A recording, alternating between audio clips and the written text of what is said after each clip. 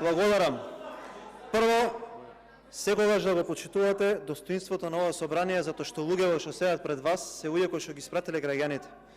Такви драми и театри, како седнување на место, прекинување на времето, издегување и реодговарање, прво нема по член на деловник, и ако не го прави тоа пратеник, со ништо тој господин тука кој што случајно ја врши таа функција не е привилегиран во однос на било кој пратеник. Бојан, извини, Бојан. Значи, се исклучи системот и кажав дека се исклучи системот и седна за да го уклучиме системот, така да немој да шириш лага. Нема никаде. Ова што го правите го нема никаде. И ако сакате и мислите дека треба да бегате од прашањата, тек допрва доаѓаат тешките работи од кои што треба да размислувате да бегате. Ова не е ништо. Затоа што ова се прашања на граѓаните. А сега, затоа што пробувавте да извртите и кажувавте проценти, и прво почна да ми зборуваш за проценти во ваше време, во мое време, еве јас ќе ви кажам 1% од вчера. ВМРО, ДПМН и СДСМ 24-11. И тоа го знаете. А за да видиме на избори, еве, председател си на владата, утре дајте да ги гласаме прво овие да видиме дали имате 2/3 за уставни измени, со втора точка гласајте и вие, кажете им на овие што ве поддржуваат во се, за распуштање на избори, па не да гледаме некогаш. Утре да видиме.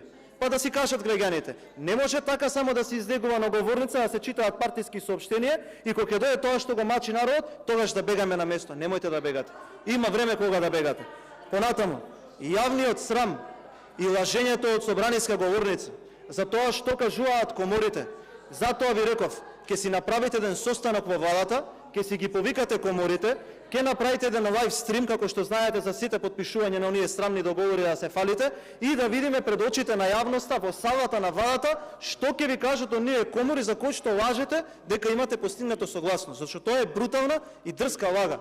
Затоа што да лаже премиер од собраниска говорница и да проба да ги минимизира изјавите на председателите на тие комори е дрско непочитување на таквите институции. И тоа нема да биде дозволено. Понатаму, ако тие толку биле зошто тогаш ви пишаа писмо и до вас, и до председателот на државата, и до председателот на собранието. И на крајот, има една ситуација која што вие пропуштате да ја кажете. Прво, ќе ви го обжалат на Уставен суд овој закон, за кој што има голема можност, дури и со една добрилака царска како председател, да биде срушен, а второ, го повика Пендаровски Стево, да не го подпише указот. Не е проблемот тоа што вие правите промашување во даночната реформа.